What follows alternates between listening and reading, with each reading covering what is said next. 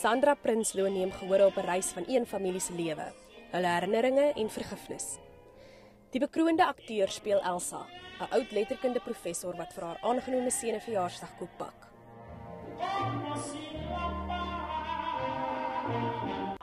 Tussendeur gesels sy met 'n jong man wat blyk haar seun te wees. Die dag neem egter 'n wending wat alle karakters in die drama se lewens drasties verander. Die regisseur van Die dag is bros is 'n Engelsman.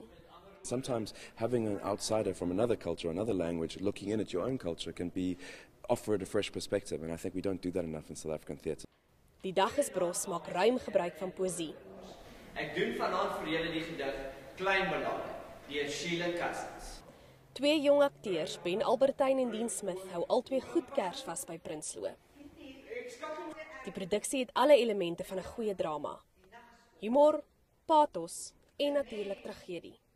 Prinsloo sê toe sy die teks lees, het sy geweet sy moet dit doen.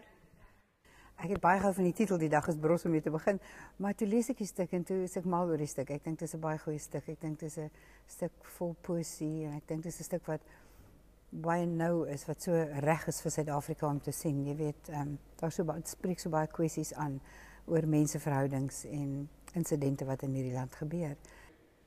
Die stuk het tog 'n paar mense onkant betrap. Heeltemal anders as wat ek verwag het. Baie diep. Ek dink die skrywer het iets vasgevang wat ons almal in Suid-Afrika voel. Die dag is bros is 'n produksie vol emosie. Die toneelspel is ongelooflik en dit gaan gehore vasgenaal hou. Karla Kutse, Enies by in die bos.